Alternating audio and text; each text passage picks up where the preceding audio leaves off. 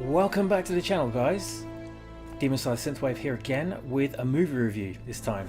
And at the weekend, I went to see Alita Battle Angel. I almost said Battle Angel Alita that time because I'm a big fan of the original manga, and that's how it said, Battle Angel Alita. I'm going to try and keep this review as concise as possible because I know these things can drag out. So we'll get straight on with it. This was a bought film. I actually paid. Well, I didn't pay for it. A friend paid for it for me. Steve, thank you very much. And I've got to do this review before the film loses its freshness in my mind. So I'm going to try and get this down as fast as possible. Being a long-term fan of manga anyway, and anime, and the Battle Angel series from the 90s when I was actually buying the manga, I've been looking forward to this film for decades, over about 10 years, I think. I think when James Cameron first announced he was making it, and it kind of got caught in development hell for years, and then finally we found out it was in production, and then one day we got a trailer, and I was super excited. Anyway, that was months ago, and the film finally got released, and I've been waiting for this for a long time. The trailer's got me so buzzing for it, being a big fan of the story, and I couldn't wait to see it. So me and a friend went to the cinema. We sat down, super excited. He knew absolutely nothing about the story, and I wasn't going to spoil it for him. So he went in fresh completely. And I went in seeing the manga and reading the comics. So I kind of knew to a certain extent what was going to happen, but it was still a fresh experience for me. It was wonderful. But I'll cover the basics of the story for the people that don't know about it, and try and make up their minds on whether they want to go and see it or not. It's an original property from Japan, and originally a manga, and so it's not some recycled story from Hollywood and the past and a reboot or a sequel. And it's all about a robot girl or a cyborg girl who is found in a junk tip several hundred years in our future. I think it's about 400-500 years in our future, and by a kindly doctor scientist guy, cybernetics expert, and he rebuilds her, and it's all about her regaining her memories, finding out who she is, finding her place in the world, and adjusting to this crazy society that they live in that far in the future with cyborgs and incredible technology. And everyone's trying to get to this kind of Elysium-like floating city above the city they live in, the city is called, I think it's called Iron City, is that right? Yeah, and the Iron City itself is utterly beautiful place, but it's like a place that thrives from the junk that gets thrown down from the elitist society above that's perpetually hanging there. And the story is set after several hundred years, I think, after what they call the Fall, which is some kind of post-apocalyptic event that we've yet to be filled in on. So that's the general idea of the story, and I'll cover the negative points of the film first, I think, and then I'll kind of go backwards to how most people do it. So I'll cover the negative things. There aren't many, really, to be honest, but depending on your personal preference for a film, they could affect the rest of the film negatively and leave you with a bad experience. I don't know, but everyone's different. And the first point is the plot hole. There are plot holes in it, such as why Alita can't climb her way up to this floating city, up these giant cables that connect it to the ground, and goods get sent through these tunnels, these big pipes that go from the surface to the floating city of Salem. And there doesn't really seem to be any reason why she can't get up there. Right at the end, something happens where she ends up on the side of one of these things, trying to save somebody. And you think, well, go on, keep walking. You could probably get up there. I mean, you can jump. We've seen how acrobatic you are and what you can do. And, you could probably survive by just jumping over these blades that come up and down, these big tubes that prevent anyone from physically walking all the way up to the city. But it's never explained why she doesn't do it. So there's a little bit of a plot hole there. And she also pledges her unconditional love to this young guy she meets, which is kind of a bit strange. And it's something that suffers from the condensed nature of the story, because it's adapted from a huge manga that lasts for a long time, a huge manga serial that goes over a long period. And obviously James Cameron and the lady who wrote with, I can't quite remember her name, unfortunately, they adapted the story from the manga to suit the movie, to suit a movie format. They did it really well, but certain things are going to suffer because of it. So certain things and explanations and certain plot points are going to kind of fall by the wayside, or be kind of skated over and not necessarily be dealt with. And it can leave the final result of the movie as something that is lacking in certain areas, or needs padding and needs exposition, which we don't necessarily get. And things can feel rushed and pushed forwards too fast, where plot development needs to take place, and and you are kind of left to think, oh, well, that happened fast. I mean, there was no explanation for that, and why did she declare her love for this guy so quickly? And you could put it down to the fact that she's very naive, and the nature of her personality or programming. She's not designed for relationships, and when she engages with someone of the opposite sex, she reacts in a certain way, and she just falls head over heels, etc. There's kind of ways you can explain around it, but it could be a negative point for a lot of people. Another thing is, we don't see what happens to there's Jennifer Connelly's character called Shiren. She plays the wife, or ex-wife rather, of Dr. Ido, who rescues Alita at the start of the movie and rebuilds her. And there's a point of the story where I'll try and avoid spoilers as much as possible. There's a point of the story where she sort of wants to leave her boss, should we say, her boss's place of work, after declaring that she no longer wants to work for him.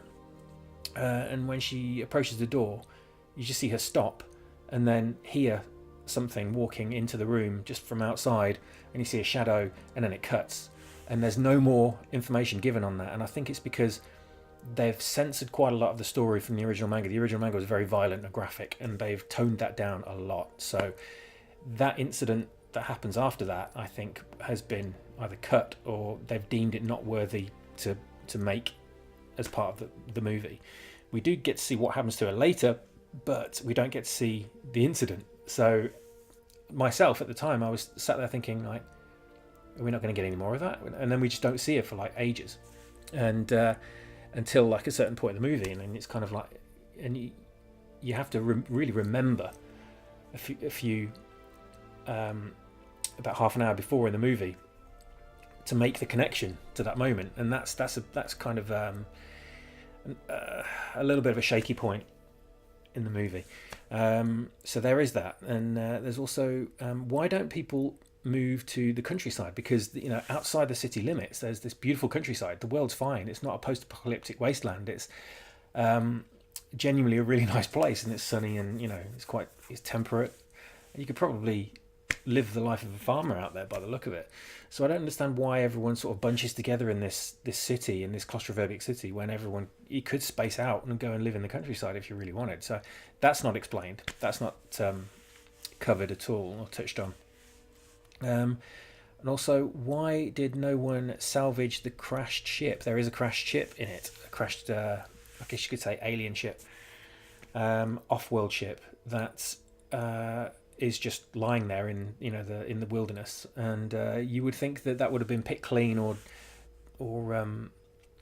disassembled and used for parts, or to back engineer technology, because it's advanced technology. And it's never explained. That's never hinted to or anything like that. So there's another element there. And also another negative point is the nurse in it, called Nurse Gerhard, and she barely gets any lines whatsoever. And she plays Dr. Ido, one of the main characters, Alita's adopted father. She plays his assistant, his medical assistant, and she's got a cybernetic arm herself. And as far as I'm aware, she's a great actress, but is completely underused, and she hardly gets any lines whatsoever. And you kind of do think she's just one of a number of characters in the movie that aren't written deeply in the slightest, and you just think, man, we just need a bit more personality to these characters. We need a bit more personality to this person or that person. It just help the story no end, and just feel it a bit more real, make it feel a bit more real, and just add more detail and something for the other characters to bounce off and realize their own character from, to show their own personality and respect to. And they're just kind of bland individuals that stand around and don't really say anything, and you just left wanting more from them. And it feels like they've just skated over, and they really could have given them a few more lines, and it would have made all the difference. And she's a big culprit for that, and I'm sure anyone watching the movie will agree when they see her.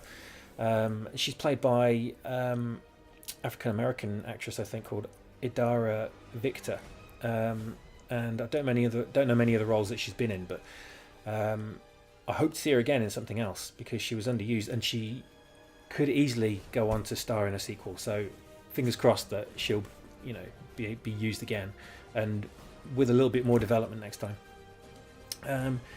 Certain characters don't seem to react realistically, like there's a bar, again, like the previous character, there's a bar where there's a big bar brawl, and the guy that owns the bar doesn't really seem to be that upset that his bar's being torn apart and during this bar brawl. And Dr. Edo sort of turns up and apologises to him, and he's just sort of standing there and he just shakes his head. You think like he'd be screaming blow murder, So little things like that are just not really touched on, and they need just that little bit extra personality to these characters to make it a bit more of a believable world. The plot and the narrative does suffer from problems brought about by condensing so much of the manga into only one part of the story, which is very true. A lot went into this first episode of Alita Battle Angel. An interview with James Cameron himself, he recently, to the journalist, he said that if it's a self-contained story, which is great, and it doesn't really require sequels if this was the only movie to be made, but there could be 2 other really great movies that follow this up, and it all depends on how well this movie performs, and it deserves to perform really well because it's generally very, very good, and I'd encourage anyone to see it. But he said himself that this film, the title is different from the original Battle Angel Alita title. They just swapped it around and called it Alita Battle Angel now, because a follow-up movie could say, could be retitled as Alita Fallen Angel, and then the third film could be Alita Avenging Angel. So that's why they've altered the title arrangement slightly, so to accommodate those episodic elements to the sequel movies if they get made. And I'm really hoping they do, because due to the quality of this film, it deserves to be a trilogy at the very least. And there's so much more of the story to tell from the comics. I mean, it goes on way beyond where the end of this movie ends up, where it finishes before the credits roll, and it turns into a huge kind of sports story part 2, which is great. But I'll just go into the positive elements, what I absolutely loved about the movie. And one thing is the production design is stunning all the way through this film, absolutely stunning. Everything looks utterly beautiful. The city itself is incredibly well realised. You can just imagine. I'm definitely going to buy the Art of book when I can get hold of it. It's going to be full of luscious concept artwork, and when you see a fully realised city environment like you get in this movie, that would have had to have been. It can only be made by producing incredible production artwork and concept artwork to base it from. And it's kind of it's a very well lived in, worn down city, almost reminiscent of Mega City 1 from the Judge Dredd Danny Cannon movie from the late 80s, was it? I think I can't quite remember, early 90s.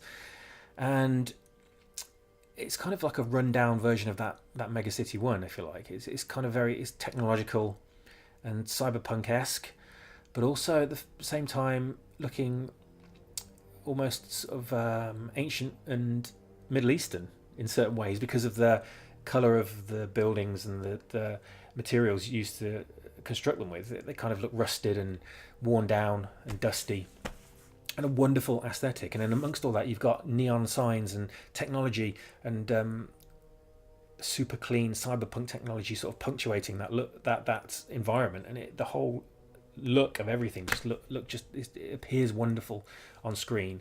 It translates so well to live action, and even though most of it probably isn't live action, it's probably CG, but it's a feast for the eyes all the way through. Alita's design herself, her body, she has two bodies in the film, and both of them look absolutely exquisite. And the first one is very ornate design created by Dr. Ito, and it's like handcrafted, and it's like one of a kind, and it looks very sort of decorative, utterly beautiful. And the way it's realised in CG just looks real, and completely beautiful. But again, taken from the original manga, so you know a lot of the credit that this film has is attributed to the original material. But her berserker body, her super-powered body that she gets later on in the film, is the graphics for this are incredible. They exceed anything I've ever seen before. Anything in like Avatar, which is James Cameron's previous big project. Because it's all based in nanotechnology, so they have to animate the body in one scene at the kind of the very detailed level, and watching that was amazing. It kind of a little bit reminiscent of the shape-shifting lady's character in X-Men, whose name Mystique, her character, when her body when she shapeshifts and becomes someone else, and you get that kind of iron filing effect that you get when you put a magnet next to iron filings and they'll stand up and flip over, and she becomes someone else. There's a kind of a nanotech look to the way the body configures itself in one scene. It's just a feast for the eyes. It looks incredible. I absolutely loved it. So the production design for Alita, absolutely wonderful. She looks exactly like she does in the comics. It's perfect realization of manga on screen. They've finally got it right. In light of other failures in cinema history, such as Dragon Ball and The Last Airbender, which were just terrible attempts at putting famous anime on screen. And this is just the first fully 100% successful of getting manga on screen and making it look like the source material, making it actually resemble it and pay perfect homage to it without taking anything away. And I put that down to Rodriguez and Cameron's uncompromising approach to filmmaking, and it's almost like I think they have like a ruthless technique of getting their vision on screen, and be damned anything else. We're going to get this on screen and we're going to make it right, and they're the right people to do the job, and they certainly proved it with this film. Iron City itself just looks mind-blowing, as I've said, genuinely convincing, and the sets alone, you can see if you ever watch any of the behind-the-scenes videos on YouTube, the sets are incredible. You could be forgiven for thinking, it's probably just CG and fake background effects like we've had in Game of Thrones and Walking Dead, which is incredible, but it saves a lot, and you'd expect them to employ shortcuts like that. But nope, they built these sets. They built, I don't know how many streets they built, but from the behind the scenes features that I've seen on YouTube, they built a lot, and it's real. It's right there. You could be, when you're watching the film, you think, it's probably just all fake, but it's not. It's real. These city streets are real, and I think that was a hell of a lot of work they must have put into this. Like I've said, every shot of the movie was like a work of art. Utterly beautiful. You could pause it on every scene throughout the film and make it into a painting, or make it into a piece of art that you could put on your wall and be proud to have it there.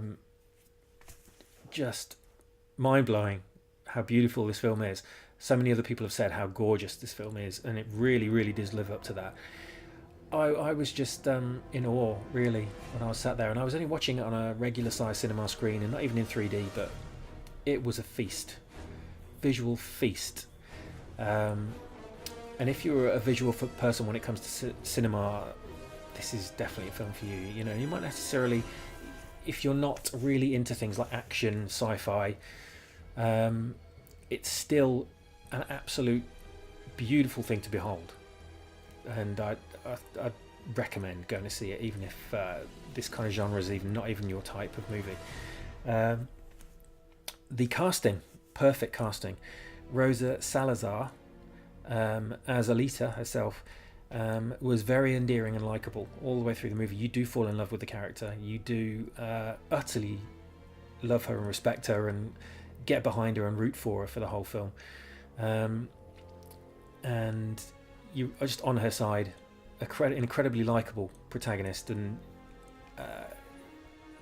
I think is going to endear herself to a lot of people, including I think there's probably a lot of girls out there that are going to love this film because of the strong female character. And she's female, even though she's a cyborg. She's got a female brain, so technically she's female, and her self-image is of a female, so that's the way her body configures itself. And she's just such a great female character, very great, strong female character, and she's completely CG. Although based heavily and closely on the actress's appearance, she's still completely CG, and I think the CG is overlaid over the actress's performance on screen. Ed Skrein, who plays one of the main bad guys, Zapan, his name is. His performance is deliciously evil. I think that's the best way of putting it. Kind of like almost East End gangster type, but in a cyborg body, brandishing this mysterious blade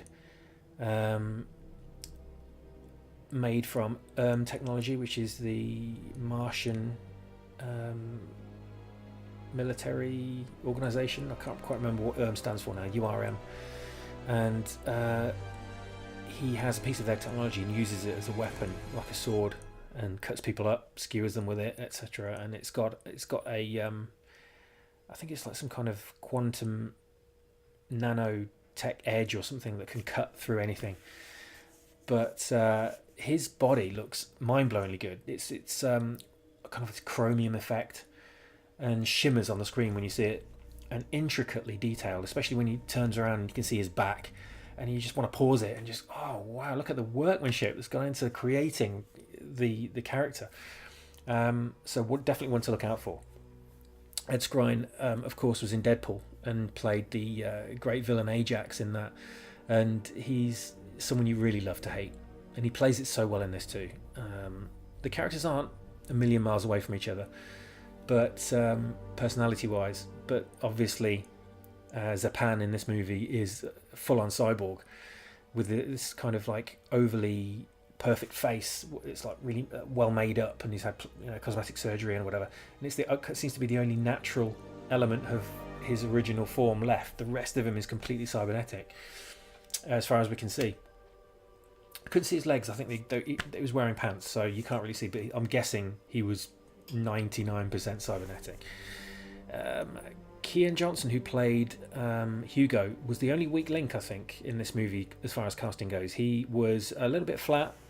It could have been a bit more exciting on screen and been a bit more engaging, but didn't detract from the story, didn't detract from the movie in the slightest, I don't think. But he was probably the least memorable of the cast. But still, you can't mark him down for it. It was can't mark the film down for it rather than the actor. But he was fine. I can't really say too many good things about his performance, but he was fine in the role, really. Jennifer Connelly, we all know who Jennifer Connelly is. Was her character was in a relationship with Ido, Alita's adopted father, and she was underused as an actress, but she played the character well. And because it's again another shortcoming of the adaptation to screen, where a lot of roles suffer because of the condensing of the original material, so they get a lot less screen time and a lot less material to act with, really get to grips with. Christoph Waltz, perfect casting as Ido, and a very, very likable character, a very honourable and warm, friendly character that you can really become very kind of fond of. As from Alita's perspective, you kind of you do feel an affection from him and towards him on behalf of her, and he plays it perfectly. Again, plays it a bit understated. He's a bit reserved, I think, from how he could be, But then again, that's the character. That's the original character, and they did it well. And looks perfect on screen, as you can see in the overlay that I'm putting on screen at the moment. Jackie Earle Haley, who played Rorschach in the Watchmen movie, played a character called Garishka, I think it was, and he looks amazing in it. He's all CG, but he's motion captured. But you can see it's him, and you can see it's his face. I was watching it thinking, hey, he looks really familiar, and I can't quite place him. And his voice sounds familiar. And I thought it was a wrestler to begin with, because his face is so much more broad than the actor's face. But you know it's him. Just plays the character so brilliantly. He's great in it. He's great. Jackie O'Haley is a highlight, definitely. Isa Gonzalez, I think that's how you pronounce her name, Isa or Isa. She does have a small part, but looked great on screen as a cyborg assassin. And again, mostly CG, apart from her face. And she really looked the part. And what few lines she did have were great. And it was a shame she wasn't in it a lot more. I wanted more from the character, but what she played, and for as long as she was there for, was superb. And I always pronounce his name wrong, but Mahershala Ali played a good corporate bad guy with the Vector character, and they all look so close to their original manga counterparts. It's wonderful. The casting's just wonderful in this, and he's a good corporate bad guy, but I think they could have made him come across as being more evil. He's a little bit bland, and I would have appreciated a little bit more evil going on there. You know, a few more evil deeds or hateful lines they could have given him to make you really despise him. But you know, he's a villain, unmistakably, to the viewer, and you know, there's no two ways about it. So he plays it well. He does a good job, and again, just looks perfectly like the original character. And there are a few minor roles as well, and they're kind of blink if you'll miss them appearances on screen, by Michelle Rodriguez, who plays a CG version of one of Alita's teammates, which you see in flashback sequences a couple of times in the film. You don't get to see her per se, but she's doing the motion capture, and it's her voice, and she does a really good vocal job with the few lines that she has. So hopefully we'll get to see her in following movies if they do make sequels. Jeff Fahey played a cyborg dog handler who handles cyborg dogs, and resides in the bar where the bar brawl takes place. And again, Jeff Fahey's pretty brilliant in everything he's in. Again, very underwritten role, and fingers crossed he'll come back in future. But I recognised him instantly on screen. He was great. Casper Van Dien is in the movie very briefly. Again, you will miss him if you blink. Again, he's in that bar. He's in the same bar sequence, plays a cyborg, I think, or cyberpunk guy. And that's Casper Van Dien from Starship Troopers. A lot of people know him from. Jai Courtney, who I don't rate at all in anything I've ever seen him in. I haven't seen a Die Hard movie he was in. I don't want to see that either. I saw Terminator Genesis, whatever it's pronounced as. Didn't like him in that. He was pretty good in this, though. He was okay in this. He was only on screen for like less than a minute, but he played a rollerball cyborg, and with a fully like augmented body and these huge armored torso.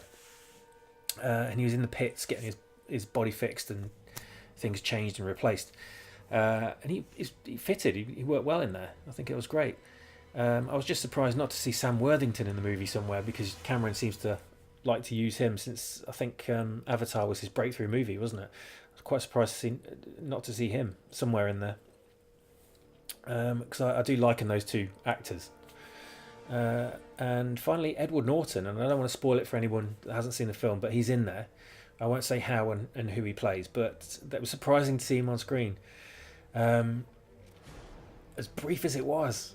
Wow, it was super brief, but I was smiling and I thought, wow, yes, what a perfect cast that is for that character. And you'll spot him. You'll definitely see his face, but you won't realise until he kind of fully gets revealed. But yeah, that was good casting. Now, this film is wonderful in one particular way, and that's that it doesn't have any identity politics in it. No one is trying to push the main female character as being this incredibly super powerful female because, you know, she's a woman and she can do anything that men can do and do anything better that men can do. She's just so happens to be female, and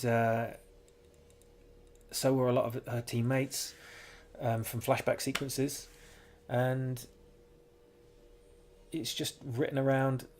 I think it's like the story. The character is supposed to be an unassuming female from her physique, and the fact that she's got this huge amount of power behind her because of who she is, and how she's designed initially, and her training, etc., and where she comes from and her origins. That's what makes her super powerful, physically. But it's about her will, and it's about her purity of thought and the purity of heart, and the decisions she makes that makes her great and makes her a strong character. Not because she can lord it over men and demean men to make herself look better, and because she's a Mary Sue and is good at everything. She goes through a learning process. She goes through the hero's journey, the cycle of the hero's journey. She progresses from one point and becomes something else by the end of the story. She grows, she learns, she adapts, and she goes through hardships. She goes through serious hardships and grows and learns because of those, and becomes a much stronger and better character. And the end of the story converts into something else. It converts into a different story. It converts from